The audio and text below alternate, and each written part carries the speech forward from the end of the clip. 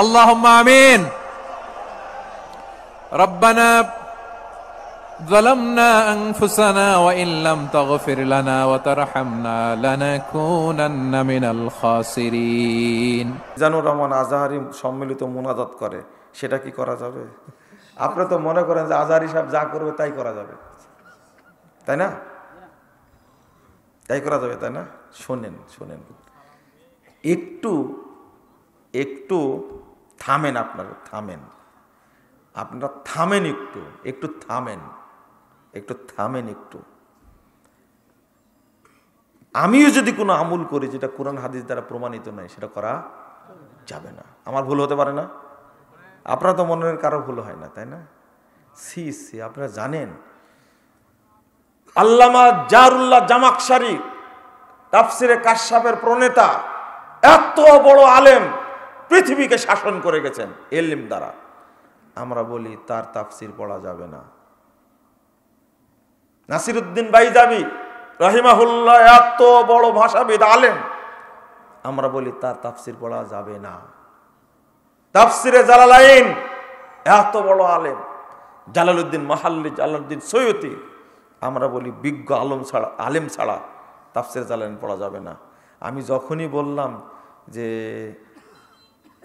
মাওলানা আবুল আলা মওদুদী রাহিমাহুল্লাহ তার তাফসির তাফহিমুল কোরআন পড়া যাবে না, তখন আপনার জ্বলল কেন? তো এত জ্বলে কেন? আকীদার মানদণ্ডে বলছি। আমরা কত বড় বড় আলেম সম্পর্কে বলি এই মানুষটার আকীদা ভালো ছিল না, তার হাদিস গ্রহণ করা যাবে না, তার হাদিস নেওয়া যাবে না। আর আপনারা কোনো বাস বিচারই করছেন না এখন, তাই না? আজহারির সাথে একজন মানুষ তো নাকি, না ফেরেশতা বানাই দিয়েছেন আপনারা? শোনেন, সাইদি সাহেব, আল্লামা দিলের হোসেন সাইদি রহিমাহুল্লাহ, আল্লাহ তাকে জান্নাতুল ফেরদাউস দান করুক, তিনি আমার কাছে কেঁদে ফেলেছেন বলতে গিয়ে যে আমাকে পচাইছে কিছু মানুষ, আমাকে নাকি চাঁদে দেখতে পেয়েছে। কারা পচাইছে? আপনারা পচাইছেন, আপনারা পচাইছেন। আমি বলে ফেলেছি যে আপনার লোকেরাই তো পচাইছে আপনাকে। বুঝেন না কথা? এটা হুজুগ, মিথ্যাচার। যখন মারা গেলেন, লোকটা মারা গেলেন, তখন বলে দিল এই দেখো মৃত্যুর কারণে ভূমিকম্প হয়েছে। কেন নাউজুবিল্লাহ বলছেন কেন? মানুষকে মানুষের জায়গায় থাকতে দেন। আমরা কিভাবে দেশে ইসলাম কায়েম করব? রাসূল সাল্লাল্লাহু আলাইহি ওয়াসাল্লাম সাহাবীরা যেভাবে করবেন, আহলে হাদিসের লোককে ওই একই প্রশ্ন করেছে। আমির হামজার বক্তব্য শোনা যাবে কি? কামড়ায় আপনাদের যে আহলে খবিজ বলে, শুনে আপনারা তো শুনেন তার বক্তব্য, না হলে কেন প্রশ্ন করেছেন? হ্যাঁ, সূরা ফাতিহার আগে বিসমিল্লাহির রহমানির রহিম সরবে না নীরবে?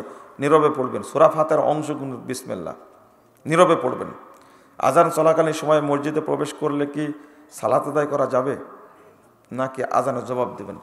সালাত পড়তে পারবেন, কোনো সমস্যা নাই, সালাত পড়তে পারবেন। আজান চলছে, সালাত পড়তে পারেন, সালাত পড়াটাই ভালো, তবে উত্তরও দিতে পারবেন।